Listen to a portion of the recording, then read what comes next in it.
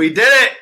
USA 1, Iran 0. Iran, say it how you will, 0. Iran, Iran. They're running back home is what they're doing. Well, if they're allowed. That's yikes. Too soon. Anyways, guys, let me tie my flag on right here real fast as a cape. Welcome back to the Planet Soccer Show. I'm your co-host, Reed Simpson, along with my guy, Dylan Wilcox, up in Michigan. Us, like most of the country, just finished watching. Well, it was just finished watching when we recorded this the first time. Now it's been about an hour and a half. Yeah, this is take 2. Riverside tried their hardest to get our clips together, but it just wasn't meant to be for round it's 1. More. It's honestly, it's probably FIFA corruption. FIFA corruption is keeping us down. They wanted to mute our excitement.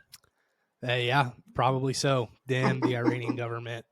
Wanted to keep us down, but here we are, moving on to the round of 16. Christian Pulisic with just an absolute beauty of a sacrifice of his body today to get the ball into the back of the net. His future family, future kids. He scored I guess it wasn't off his junk, but he took a hit. We'll say that. What a fun game, man. I mean, I really do think that the U.S. has just played phenomenally throughout this group stage, other than that second half versus Wales. It was pretty well documented that we did not have a number 9 coming into this World Cup. It has shown on the score sheet with the lack of goals. However, everything else outside of just, I know the point of the game is to score and to keep the other team from scoring, but other than our lack of the ability to score, the team looked phenomenal throughout all 3 games. For the most part, like I said, other than that second half versus Wales. Initial thoughts from this one, Dylan. What did you see? What stuck out to you? From this game, individually, I saw a resilient 23-year-old side. And that is, for me, the biggest talking point. Going into the tournament, I think both of us were, and most of U.S. men's national team supporters were on the same page that advancement out of this group was a win. And you can look at the big sides in international football and they may be laughing at us. I know, as much as I love my Newcastle Twitter, they were somewhat mocking the excitement from the U.S. advancing out of this group, because it is a group that I think most people saw we should have advanced out of, but it did kind of have that feeling, for me at least, of a nervy group. It was a group that we were going to be allowed to possess the ball and challenged to score. And coming into this group, I knew we were a goal-scoring challenged side. So I think the fact that outside of England, the other 2 teams essentially that we were competing with to advance played us. If you ask them, I think they would both say they played us as good as they could have played us. And we still found a way to advance. Says a lot about the resiliency of this side. I think a lot of it starts with the leadership in Tyler Adams. I know both of us are big Tyler Adams guys, and we'll jump in position by position here in a second. But for me, it was a resilient effort. It was a group stage that we only saw 1 goal against, which, I mean, put that up against anybody in the world and you're content with 1 goal against in 3 games. So while there are question marks and concerns moving forward, overall, as a whole, as looking at this through the lens of a progression towards our peak year, which I would think is 2026, as most do, a very successful World Cup thus far. And for me, going into the game, I don't know if it was trying to be pessimistically optimistic, but I came into this match saying, if we advance, everything else is gravy. Everything else, I don't care. Talk to me Saturday at 9:55 and I'm probably sweating at 9 in the morning U.S. time. But I as a whole see this as a victory for the World Cup for us. We advanced out of the group. Anything else now is just a plus, because I do see this as a side that will progress forward towards a 2026 push to be a real contender. And nothing I saw in this World Cup leads me to believe otherwise, outside of possibly the goal scoring. But seriously, 10 out of 11 players on this side tells me we can compete with literally anybody in the world. Yeah, I think average age today was like 24.9, and that's with a 35-year-old center back starting. So outside of that, probably in the 23s, I would expect for average age. We talked about looking ahead to the 2026 World Cup once the U.S. was eliminated in this one, and kind of forecasting what we thought the starting 11 would be, what the squad would look like. And I started doing it last night, and I'm like, it's the same team if everything, Right. Who holds else can true. say that? Other than, the two center back positions probably, But which that is that fine because is our worst position right now. So from that aspect, it's extremely exciting. Again, only getting 2 goals in this group specifically is, I don't want to say concerning, but a slight disappointment. But overall, I'm here to be optimistic. I'm pumped. If anybody has a recording of our first go around of this episode, I probably yelled "woo" like 7 times in the first 6 minutes or whatever we're at now, by this point. So I'm pumped, and there's no bringing that down. As we go on and we talk position groups, we will talk about some concerns with this team, but overall, exhilarating performance, exhilarating game, did absolutely everything we had to do. So it's really tough to find team flaws, if you will. We can nitpick on players, and we will, and we can nitpick on Greg, and obviously we will do that. But overall, it's an exciting performance. And again, we've pitched this podcast as trying to get Americans into soccer. Soccer is the next sport. We've seen the numbers from the ratings when you compare the England game against World Series numbers. I mean, when we first started, I think one of the first TikToks we had that really probably our first social media interaction that we had that blew up was you and your statement on soccer overtaking baseball. And I think the World Cup numbers have shown that thus far. And I think this team is a team that the United States can get behind for good reason. Yeah. For those of you who don't know, Dylan's referencing the numbers from the England-US viewership, which beat every World Series game over the last 20 years outside of, I think it was 2019 Game 7. So I know that it's the World Cup and it's a massive tournament, but the World Series is big in America and a lot of people watch it. And yeah, it's America's national pastime, and we're talking about overtaking those numbers. We're talking about overtaking national pastime, like what the country is built on athletically, if you will. Maybe an exaggeration, but like that. Take note, like it's here. The golden generation is here. We qualified out of the group. The unification of the country from an athletic standpoint is here, and it's an exciting time.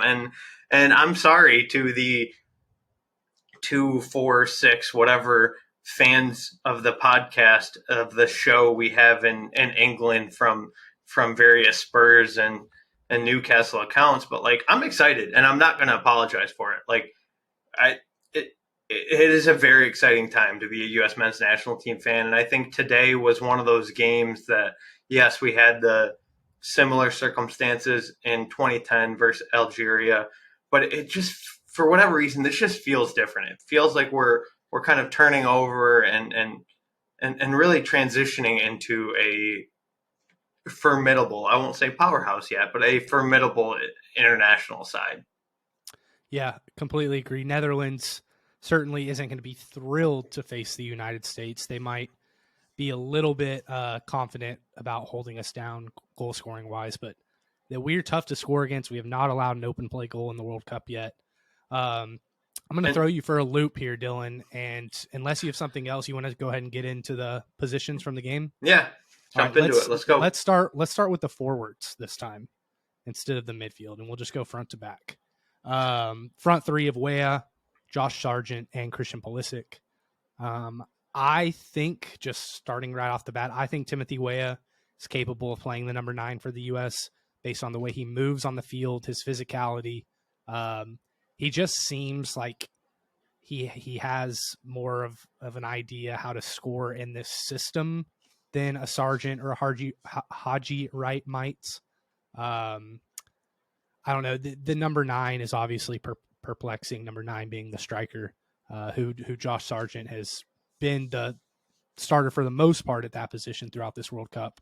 I think Weah's played really well on the right side. He obviously scored that goal against Wales, and then put one in the back of the net today that didn't end up counting, but it was another composed finish that a lot of people miss, and it gets saved by the keeper a lot of times. But he banged it off the right post, and it went in offsides by an elbow. But overall, I think Timothy Weah was good. I think Josh Sargent, he didn't do what a striker does, but I think he played well today. I think he did what he needed to do where he needed to do it. Didn't stand out, but when he did something, I was like, man, I'm glad he was there at that time, and I'm glad he did what he did. And then Pulisic obviously putting the ball in the back of the net and playing a really inverted winger type role today. I think I texted you that a lot of times it looked like Christian was playing more of that number 10, and he gave Anthony Robinson kind of free reign down the wing to play that left back, left mid, and left wing at some points in time. So I think the front three, it's hard to say they played really well because we only scored one goal, but they did all the soccer things right in this one that they needed to do to get a clean sheet. And you can't always say that for forwards. Hold up play, backtracking and really pressing on lost possessions, getting the ball back, winning it back quick. So I thought the front three overall was decent. Yeah, for me, at the end of the day, we won. So I'll throw another one out there. Woo! We won. There you go. We won. Like, at the end of the day, yes, there are questions about that number 9 position and will they be able to score moving forward. But at the end of the day, Josh Sargent did a job. Like, I didn't love his attacking presence. I don't think anybody with a good football mind, or it's soccer, damn it. We qualify for the round of 16. It's soccer. I don't think anybody with a soccer right mind would say he was a formidable striker by any means. I think he had maybe one good look at goal today, but as a whole of that attacking presence, and especially when you get that goal early on, relatively early in the 35th, 38th, whatever it was, minute from Pulisic, I think they did everything they had to do. One thing that you mentioned and I believe in and feel passionately about, if you will, is his way of playing in that number 9 striker position. I would love to see it. However, for our more casual men's national team fans, don't expect to see that. I think in a perfect world, I would see a Pulisic, Weah, and Gio Reyna front three. I think at this point we have clearly, I don't want to say clearly, but clearly seen that's not what Greg's going to implore.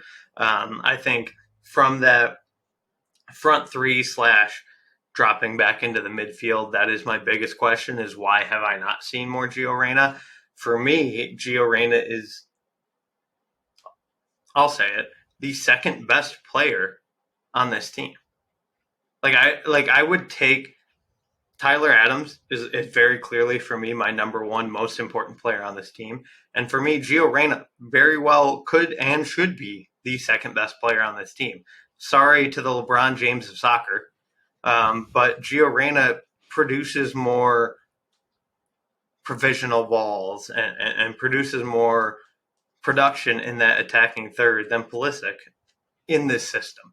Not that Pulisic couldn't, not that Pulisic doesn't have that ability, because we very well saw he has that ability today. He did get our meaningful, all-important goal. But moving forward, for me, I would love to see a Pulisic, Weah, Reyna front three.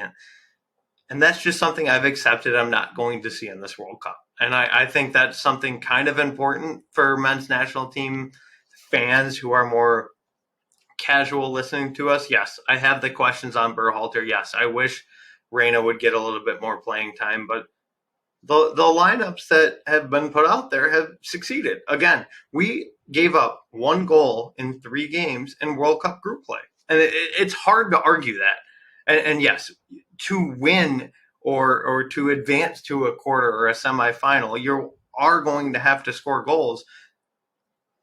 But at the end of the day, if you don't give up goals, you always have a chance.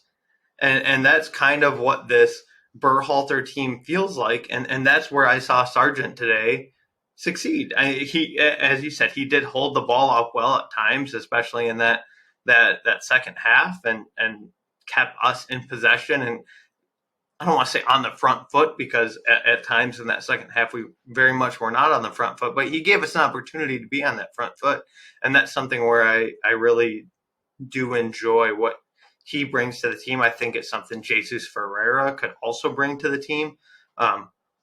And the goal scoring we saw from Ferreira in qualifying, I think maybe Ferreira moving forward may be the right move. But at this point, we've seen 3 games and given up 1 goal. We're plus in the goal differential for what that's worth. Yeah. And it's been a side that has looked good. And I have been a Josh Sargent stan, if you will, for the last 12 months. I thought it was him or Pepe. I really didn't see Ferreira as being the right answer. So it is hard for me to fault Berhalter on not bringing in Ferreira, but that is the one change I would be welcome to see in this front three. But overall, this front three has performed phenomenally through 3 games. So it's really tough to argue with the lineup Berhalter's put forward. Yeah, I think with both Sargent and Reyna, obviously we don't see Reyna because a winger isn't his natural position. His natural position is that center But attacking he's mid, so good at it. But He's so good at it. Let him play it. No, I do agree. However, I think that at its foundational level, like that's why he doesn't start Wea is a true winger.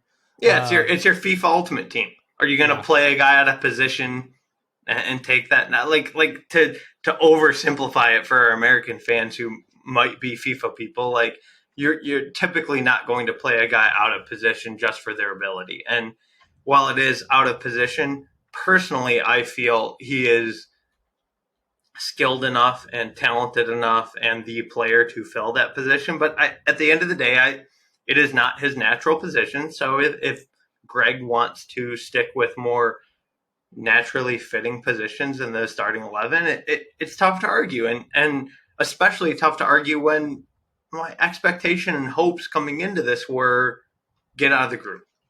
That's all I wanted. 5 points out of the group, which is exactly what happened. Right. Yeah. 5 points and get out is what I wanted. So I, by no means, and I think no U.S. men's national team fan will say this, do I want this to be a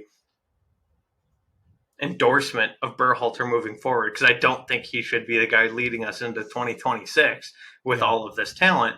He did his job in the moment and advanced us. So while I wish Reyna would get kind of that look at that third attacking winger position, it's worked without him. So it's tough because I really do think it would have been the right move, but it worked not doing it. So move on. Like I'm happy. It's tough to be critical, and I think in our first 2 match recaps of Berhalter, I was admittedly a Berhalter sympathist, if you will, and said give him some credit where credit's due and cut him some slack. And unfortunately, I'm leaning towards that again in this match. And while I do think Reyna would have been the right move, it's tough to argue with results. Yeah. The Reyna situation is one that probably won't be worked out in this World Cup. And then with Sargent, he's used to playing with 2 up top, a strike partnership with Teemu Pukki at Norwich. So he's not used to being that lone striker up top, which you can definitely see in some of his I'm going to blank on this word, kind of the way he moves in the box. He's used to having a player to play off of. You can really tell. He's 6'1", so he's got the size. He doesn't necessarily have the muscle on him to be a physical presence on those swing crosses that we do sometimes get into the box we'll talk about our fullbacks later on, and there's sometimes inability to get good crosses in. But I just don't think that this system fits Sargent or Reyna. But with Reyna, he's such a good soccer player. You want to see him on the field. But I will say it is tough to argue with what Timothy Weah did in this World Cup group stage. Obviously, he did get the goal in that first game. I'm not saying Reyna couldn't have also scored that goal. It's just a case of, we'll never know at this point. I mean, I can't sit Weah. Yeah.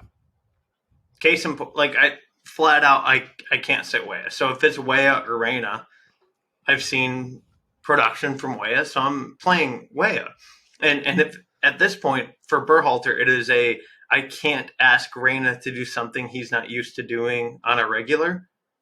Okay. Like, I don't like it, but like, again, it's tough to argue results. And Weah has performed on that wing position. I think he could also perform in that 9-ish position, if you will, for our perfect formation. If you and I, U.S. men's national team, we are available for coaching positions, if you're wondering. But it's not something I really question at this point because it has seen success. Yeah, it'll be interesting to see how we line up top against the Netherlands. I think at this point, the optimist inside of me says, look, we're playing with house money at this point. We've made it through the group. Exactly. Play a 10, like change the system. Netherlands plays very differently from the teams we faced in the group. And that is a Berhalter move I think could keep him the job. Yeah. Like, honestly, it would make me feel better about it. We go out and lose. We go out and lose 2-1 to Netherlands, but play a system literally every single U.S. men's national team wants to see. Like, we all want to see it. Yeah. But if it ends in a 2-1 and we lose, we lose. We, as you said, we're playing with house money. At this point, this is not our World Cup. 26 is our World Cup. And this was a good progression towards a successful 26 World Cup. Like, hey, yeah, we're playing with house money. See what happens. That's what I would like to see. But that's easy coming from a guy playing on FIFA at 12:30 in the morning Eastern Standard Time. Oh, look at me. I'm Dylan. I stay up past midnight to play FIFA. Compared to Greg Berhalter sitting in Doha, like trying to essentially fight for his life financially and coaching wise. Like, yeah. It is I will always give that benefit of the doubt to the coaching staff because they are there day in and day out with this side. And despite the questions we had day in and day out, they saw what they saw and they got the job done. Yeah. Moving on to the midfield. I mean, what can we say about these guys that we haven't already said? I think I'll say something that we haven't said yet, even on the first take. I think this team can boss Netherlands in the midfield. I really do. Frankie de Jong's a fantastic player. No shot against Tyler Adams. No, he's very inconsistent, and just what I've seen against, out of these guys, especially against an England midfield who you've got maybe two $90 million players in that England midfield, whether it's warranted or not. Bellingham, Declan Rice, both 90 plus million probably. Foden didn't play against us though, so against us, sure. Yeah, but like that's a Garrett Southgate triple G problem. No, that's another one for sure. I would have mentioned him for sure if he had played in that game, and we're probably blessed that he didn't. However, I mean, Tyler Adams, Yunus Musa, Weston McKennie they've been great. Weston McKennie's probably been, I don't want to say he's been the worst out of the three because I think he's had the most flashes of progressive brilliance out of the three. But he's also lost possession the most. He's been the most inconsistent. Yunus Musa has shown the most promise going forward. I think if you watch him move, the way he just glides down the pitch, some of the runs he makes, but also his composure on the ball, he's not just that I'm progressing it forward. He can also stop on a dime, get it back to Adams if he needs to. He can also do the Sergio Busquets one-touch pass. I mean, he knows where people are around him. Very mature for a newly minted 20-year-old. Happy birthday, Eunice, today. You are no longer a teenager. Welcome to the 20s. My friend, they suck, so just get ready for that. Hey, I'm in the same age bracket as Yunus Musa for like 6 months. Yeah. And we're here for it. enjoy it while you can. Yeah, no, and then Tyler Adams, just another, fantastic performance out of a guy who's really becoming a world-renowned number 6. I think this is similarly to how Declan Rice had the Euro tournament, which was his coming out party on the world stage. Tyler Adams is doing the exact same thing in this group and in this World Cup. And I think us being in a group with England really helped Tyler Adams' perception on the national level, because I think people were kind of becoming scared of him at Leeds. He's had a good season with Leeds, but to see what he can do on an international stage and to get the captain armband and to put on that show against the whole country of England, or not against the whole country of England, but in front of the whole country of England who was watching this game is very important to his career moving forward. I think Tyler Adams gets a big move in the next year and a half. Yeah, for me, Tyler Adams, Yunus Musa, and Jedi Robinson are all $40 million at minimum if they're British. Yeah. The one bringing that down is Jedi. He's a fullback. But when you look at Musa and when you look at Adams and you just purely look at their play on the field, if they are British, you can't tell me they're not fetching $50 million or north of $50 million. And a lot of that, understandably, is because of the Premier League English homegrown bias. I understand that. But they are guys that when you watch them on the field against these international sides, you can't argue with what they bring to the table. Tyler Adams is commanding every single game he's on the pitch. He commanded the game against England. He commanded Leeds will make money off of Tyler Adams. That is 100% for sure. To Newcastle. I think they got him for like 30 million or something. Or that might have been Aronson. I think they actually got him for less. But yeah, Tyler Adams, I would pay 50 for Tyler Adams right now easily. The only thing with Yunus Musa is he hasn't gotten that kind of bridge move yet, because like Tyler Adams got the Leeds bridge move, Yunus Musa will eventually be a $75 million player, I think. Yes. But he needs that kind of, probably that Fulham move or that Leeds move, or kind of a mid-table Premier League move, and then he'll make the jump to the big 7. See what I did there?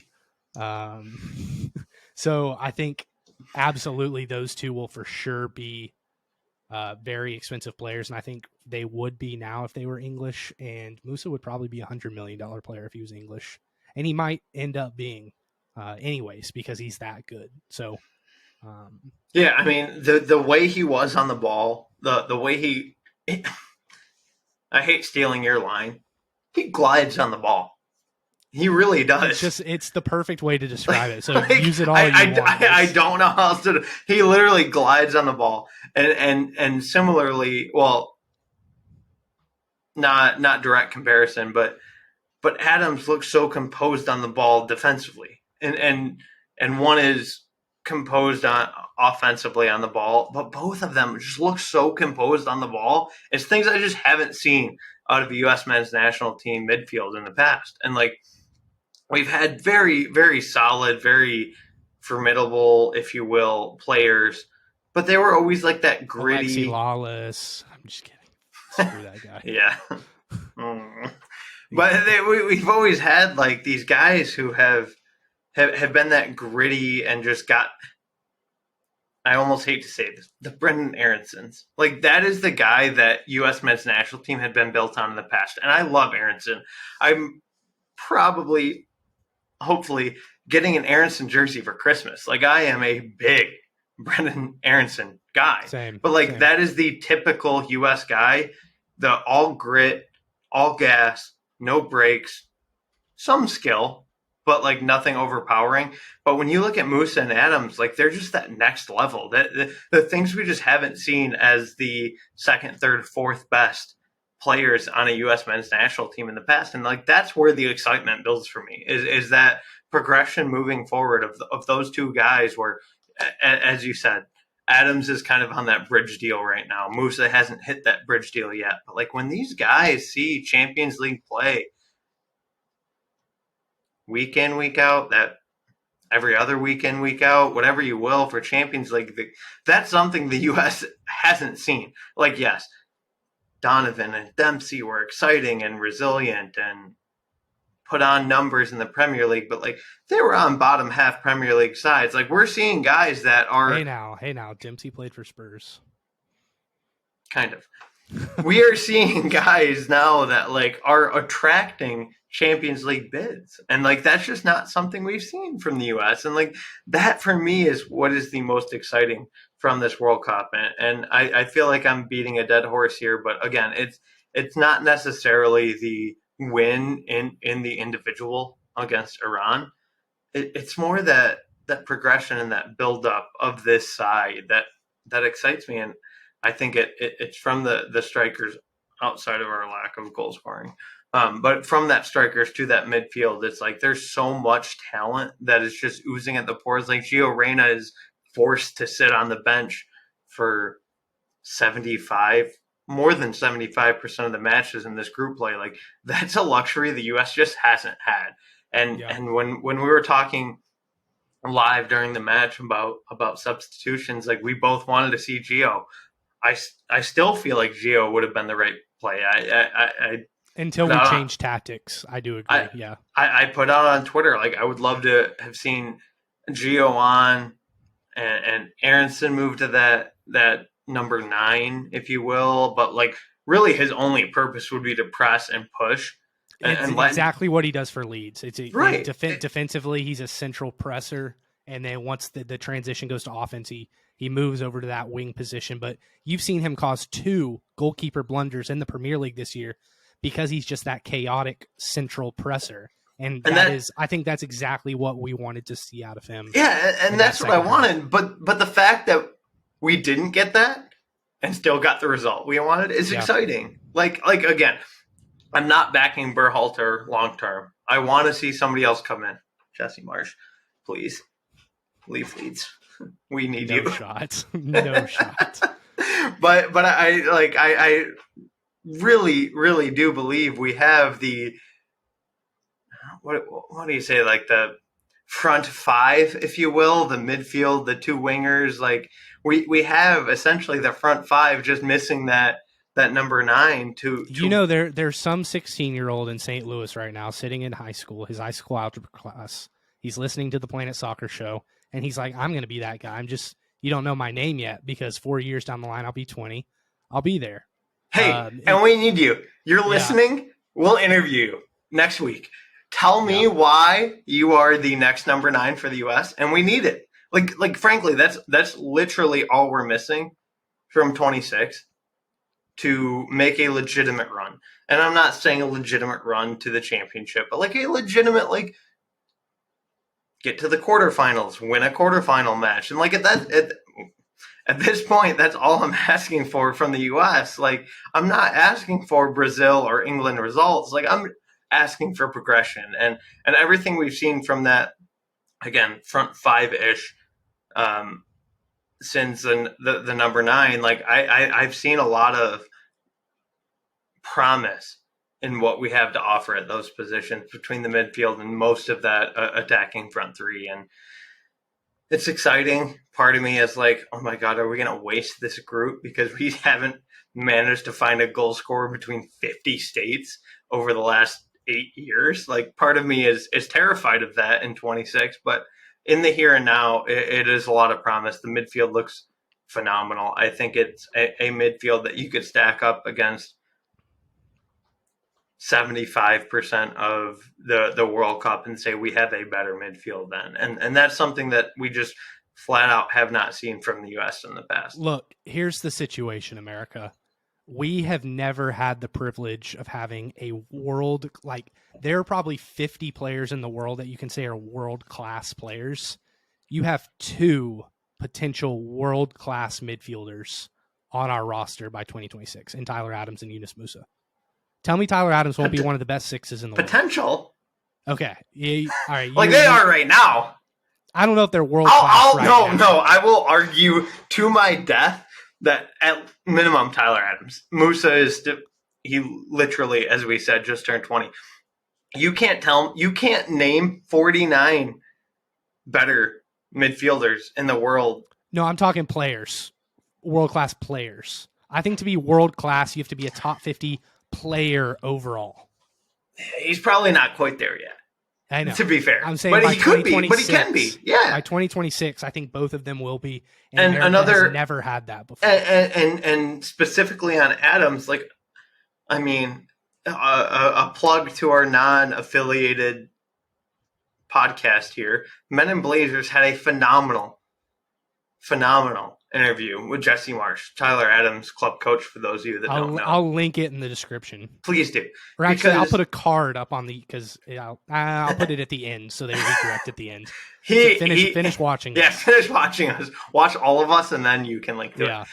But Jesse Marsh, who, I mean, he's a Premier League coach. He's a top 20 coach and top 30 coach probably in world football right now.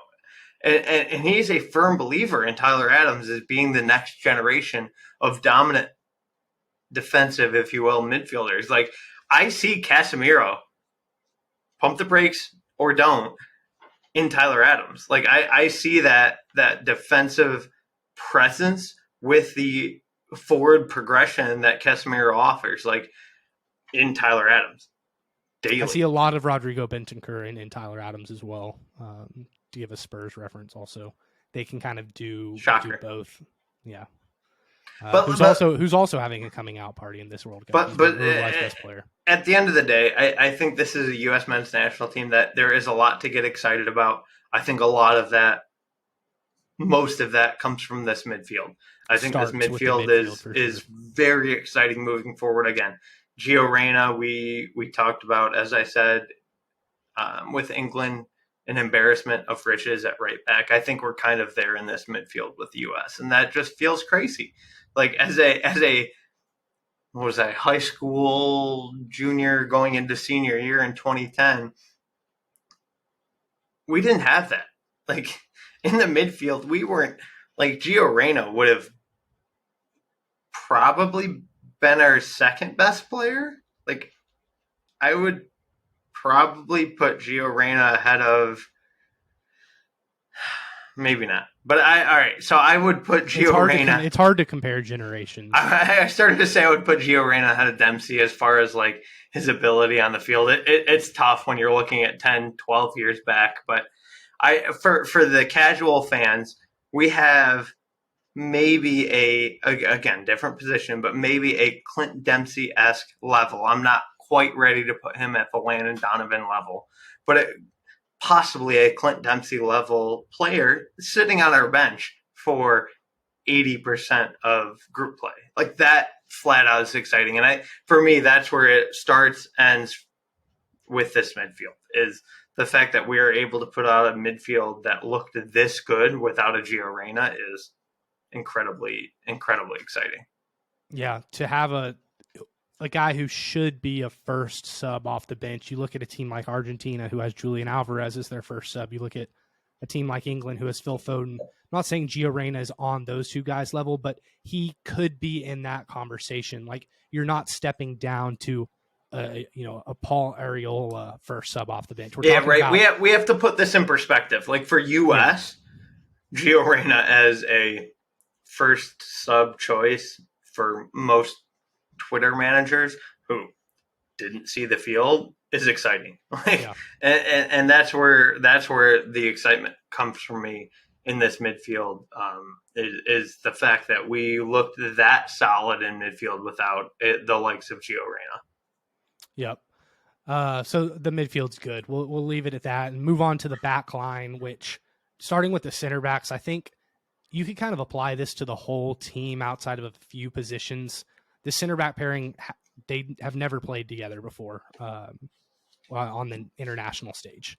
I think when I look back to qualifying, the Musas who played, but he didn't always play. Tyler Adams was really the only consistent midfielder we always saw. I have questions with Greg about, okay, if you knew that you were going to play Tim Ream throughout the whole World Cup, and granted, I know Where was he? his form with Fulham has a lot to do with that. However, yes, where was he? You know, why don't you get your best 11 playing together before you get to this stage? I mean, it's something that's worked out. Tim Ream has been the unsung hero. If Tyler Adams is the sung hero, Tim Ream has been the unsung hero, and his play out of the back is, you know, I think he's kept Walker Zimmerman, I don't want to say in check, but he's communicated with him and been like, hey, give me the ball. Like, I can get us out of this mess. You know, no bad penalties in the box. I don't think he's allowed a shot on goal versus the man he was marking. He's just been very, very good. And I'll let you go on your Cameron Carter-Vickers rant now that got cut off in our first take. I think if you're looking at this match, and you said it in the first take, he's the man of the match from a tactical soccer perspective. If you're not looking at, okay, Pulisic scored the goal, he's going to have the highest player rating because if you score a goal, that gives you like 0.5 rating or whatever. Cameron Carter-Vickers was the X factor today from a tactical soccer perspective. He came in, and I'll let you go ahead and take it from here and talk about the questions and all that. But yeah. For me, Cameron Carter-Vickers, CCV, as I will refer to him throughout the rest of the episode, probably because Cameron Carter-Vickers is too damn long. He may have finished as the sofa rating wise the third best defender, but for me, it was a ballsy ass move. Sorry, YouTube, a ballsy move for Greg to make.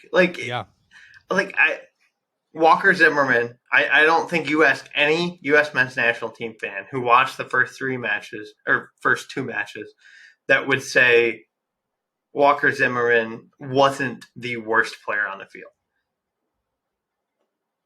for the U.S. His mistakes were glaring.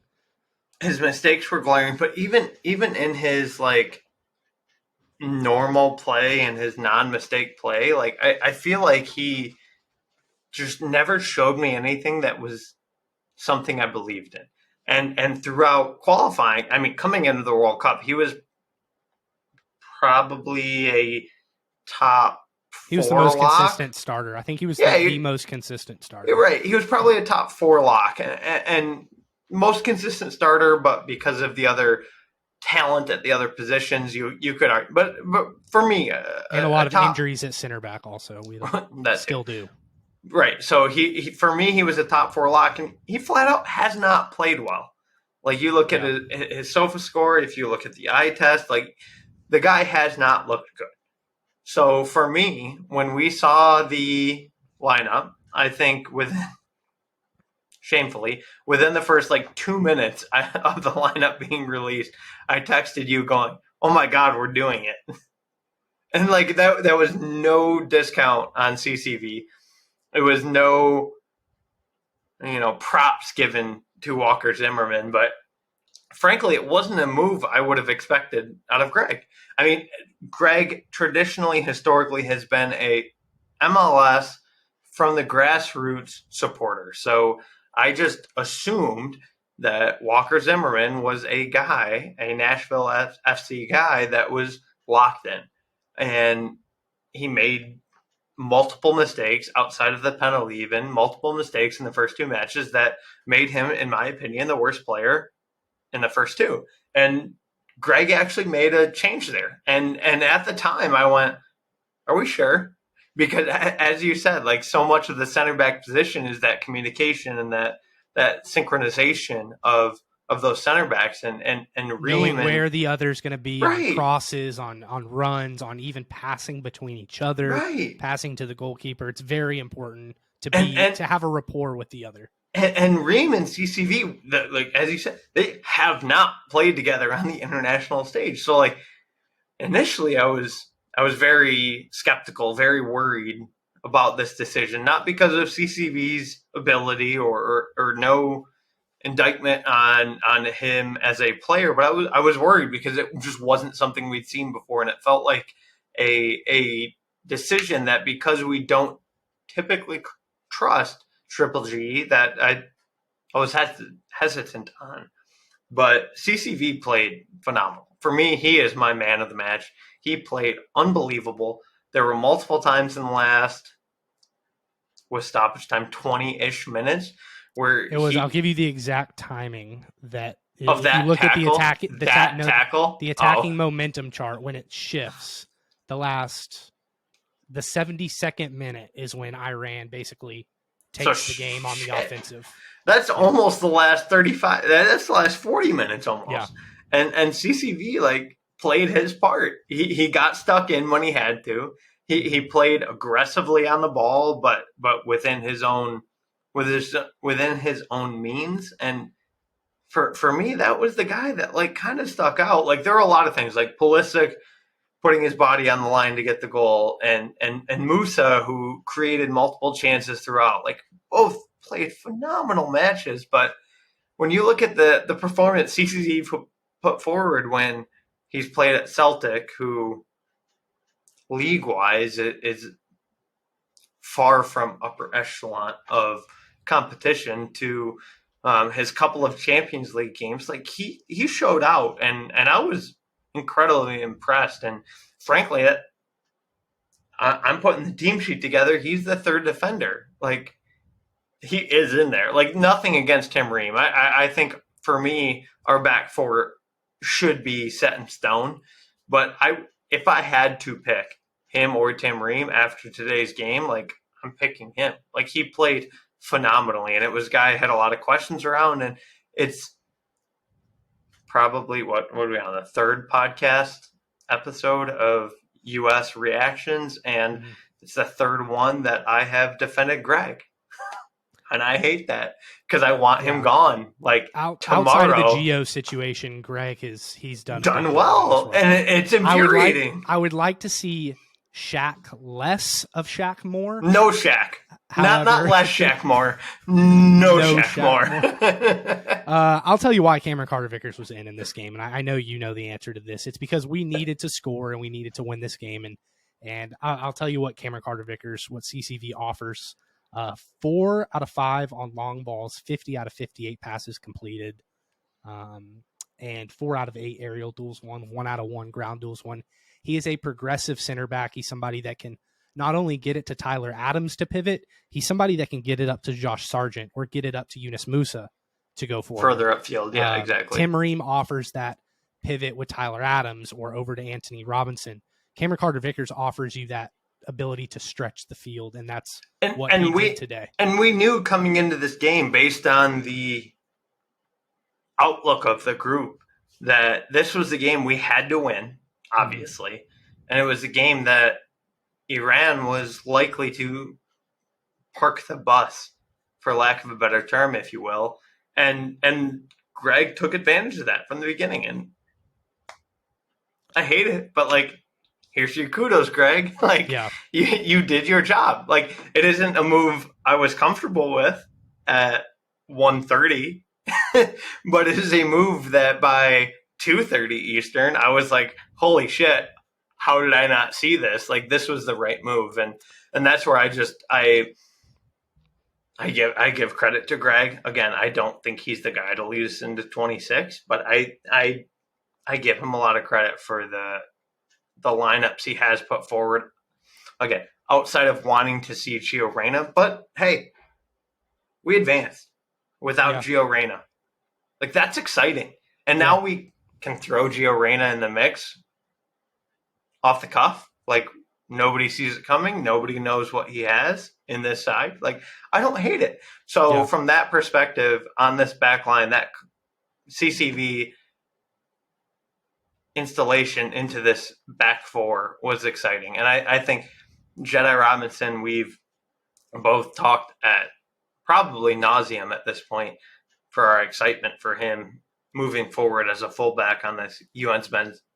men's national team. He played phenomenally. He was able to get quality balls into the box. I think that the quality balls into the box portion is something I would like to see more from this side, is that second half. And because I think both him and Dest, 1 of 8 on his crosses. but they were quality balls into the box. It was just stuff we didn't see guys getting out of the end of. Yeah, We're not a a lot of big that has to team. do with the lack of a number 9. We're not a big team.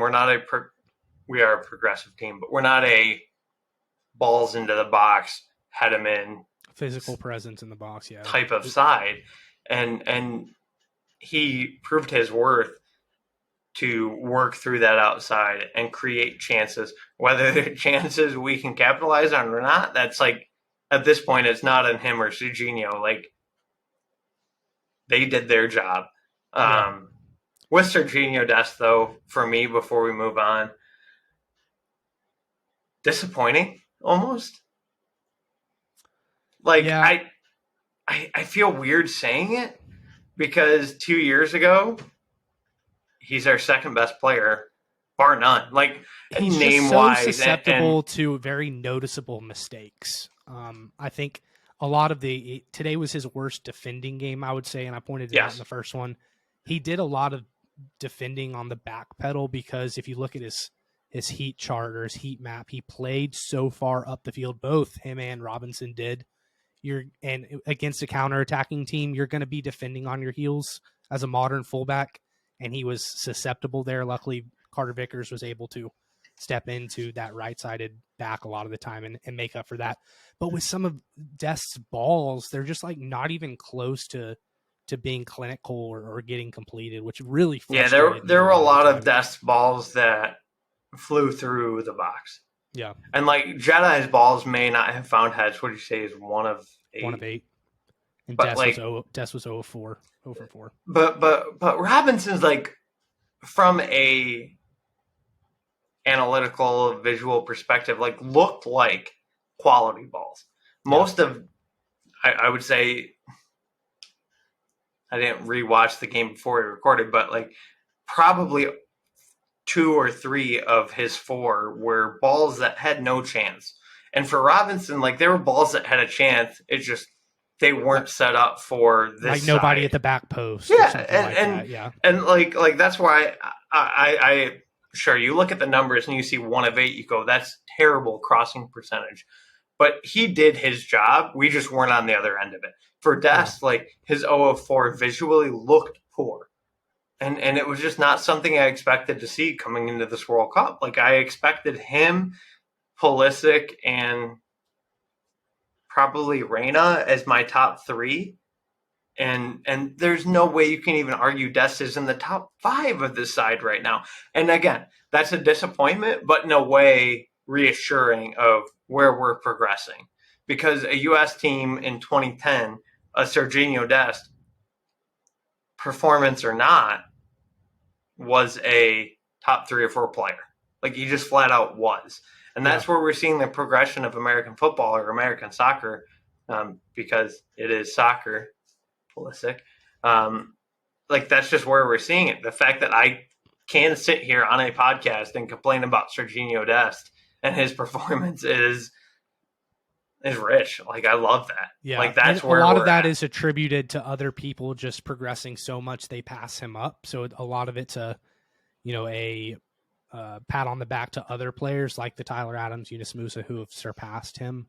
But I would have liked to see more progression as a player from Dest. One thing I thought he did do well was close quarters play today, if you will. Like he got on the wing on that far wing, was able to get it to Weah, in that close quarters passing. However, with your fullbacks, you would like more of the ability to successfully get the ball into the box from out wide, and like you said, some of that is especially the way we play. Yeah, like it's not the way I would want to play, but the way we play, I need Dest to have more effective crosses, and we're just not seeing that. Yeah. Last note on the back line.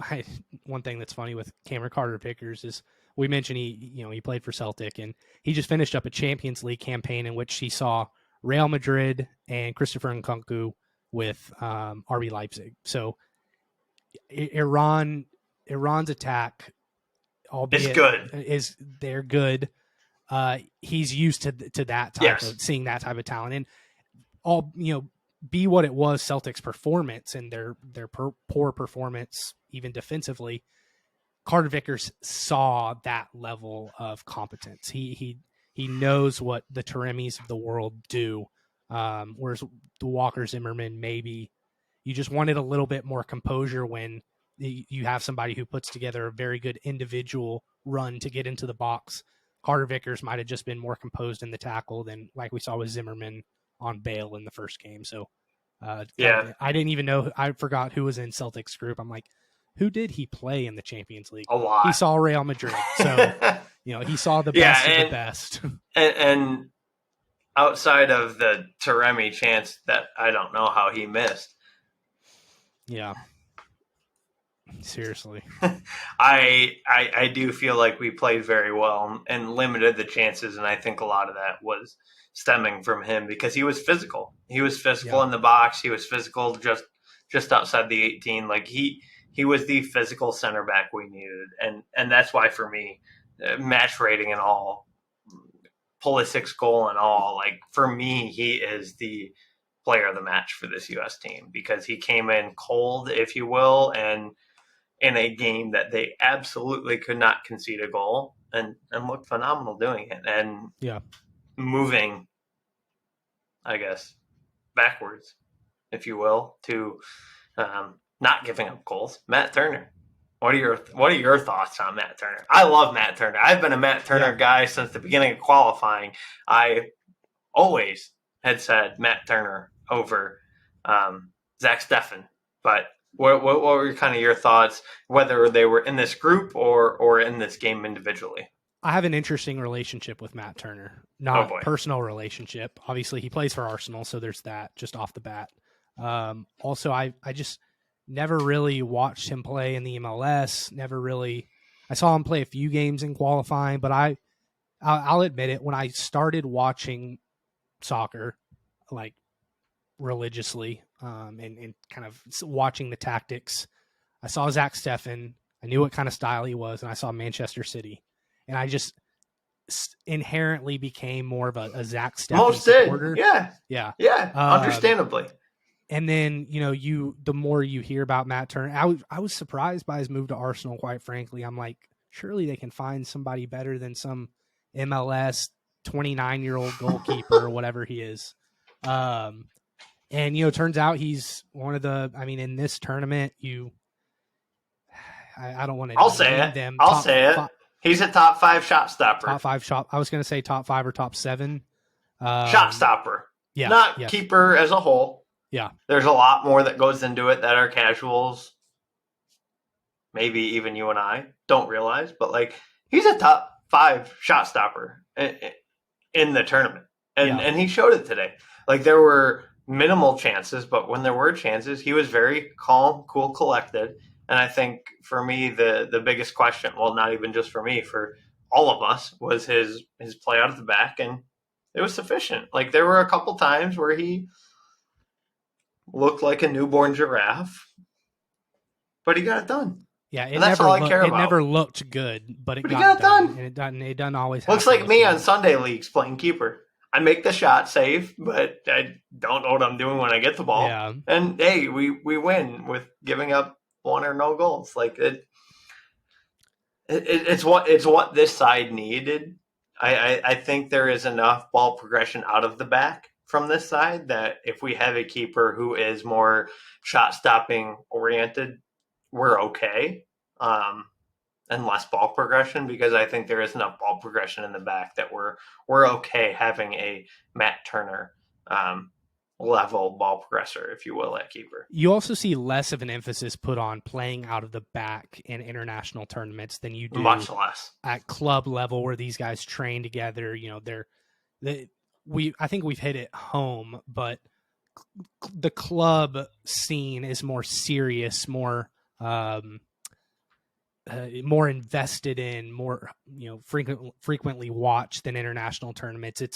It's what soccer is the club level. We've always thought of it, when I was a casual soccer fan, I was always like, oh, the World Cup, this is the biggest stage, and it is, right. But club soccer is the foundation of the sport.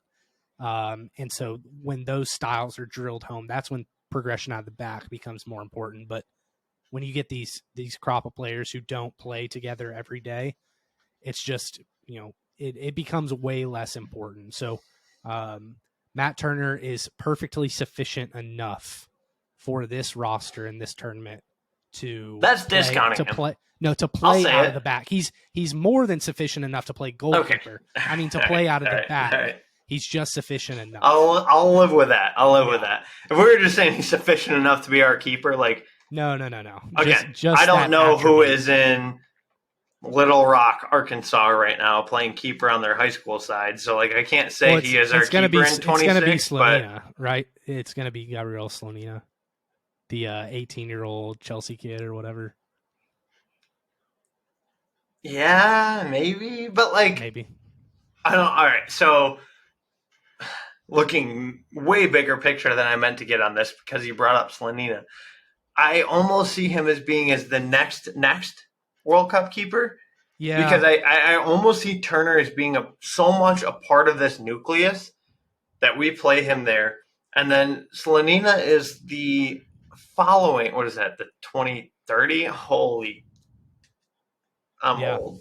Yeah, 2030. I don't like how that sounds. But the 2030 goalkeeper for the U.S. because this nucleus is so cohesive right now. And he is so much of an unknown. We know the raw talent. He was sought after by Real. He was sought after by Barcelona. As you said, he ended up at Chelsea, former Chicago Fire guy. Like he's exciting, but it's tough for me to boot a keeper that has performed this well on this stage and is where he's at in his career. As weird as it is, to 32, which is what Matt Turner will be in 2026. Is the perfect goalkeeper age. You don't say for any other position, but that is exactly what I want my keeper to be. It's a decade earlier at every other position. Yes. There's always nice to have that like 31-year-old center back. I feel like everybody who's good also has that. But especially with World Cup experience, and he'll have World Cup confidence also come 2026. Right. So I don't see him, regressing in any way here before the 2026 World Cup. But in this tournament, he's been fantastic. And yeah, I wouldn't gripe with him being our guy in 2026 either. So overall, I know we talked about we won more than overall. We won. Yeah, we won. We freaking won. We advanced to the round of 16. England can do and say what they will. We, in my opinion, should have won the group, but maybe we're better for it. I jokingly, not jokingly, mentioned this in some text with friends. I think you were one of them, Reed. Like, I don't hate the matchup with Netherlands. Like, outside of Gakpo, like, I'm not scared of their goal-scoring presence. They seem to not be able to score outside of him, and we're a defensive jug. Yeah. We're a good defensive team. We're a confident and organized defensive team right now. There you go. Perfect. Cut me off before Juggernaut. I think the Netherlands game will go to extra time. Yeah. No, and honestly, that's all I need. Yeah. I keep kicking the can down the road and saying, like, hey, if we advance, I'm happy. Now it's, hey, if we don't lose in regular time to Netherlands, I'm happy. Just push it forward. If we give up one in the second period, if you will, of that extra time, or we lose on penalties, like, hey man, like, we made a really good run. That means we drew England, drew Wales, beat Iran, and drew, if you will, Netherlands. And like, that's a fine result by me. Yeah. Especially moving forward. So it's an exciting time. I'm pumped. I don't see any possible way Netherlands beats us by more than one goal in regulation. Maybe. Yeah. Stay tuned to my picks. I'll have to run the numbers, but like I do anticipate me taking like US plus 1.5 or 1 if that's what it leads me to. Like, I just don't see us getting run out of the barn against Netherlands. Like you or I probably saw us ending up with 3 weeks ago when we did our preview episode. Like, both of us at the end of the day, I think you picked Wales, but both of us probably expected the U.S. to advance. And both of us expected to get handled by Netherlands. And I think we're in a spot where, like, I don't expect to get handled by Netherlands. I expect Yeah. it to be a good match where we hold our own. And at this point in time, with where we're progressing as a national team, I'm happy with that. Yeah, we'll leave you with this. The U.S. can beat Netherlands. Don't be surprised if they do. I wouldn't necessarily expect it, but this team can. They've showed that they can hang with the big boys, if you will, in England. And at the end of the day, 5 points, second place in this group. That's probably what we expected. We didn't know how it was going to happen. It looked a little uglier than we might have wanted sometimes, but it also looked a lot prettier in some areas than we thought it would at times. So this team is on the rise. I think getting out of this group was huge for today, tomorrow, and for 2026. And we appreciate the support as always. We're really happy that the U.S. has gotten out of the group because of the growth that it will create in the country. Dylan bringing the energy, bringing the vibes. I'll throw in some tactics every once in a while. As always, this is the Planet Soccer Show. We appreciate the support. Like, subscribe, download, share, follow, all that stuff. And we will see y'all next time.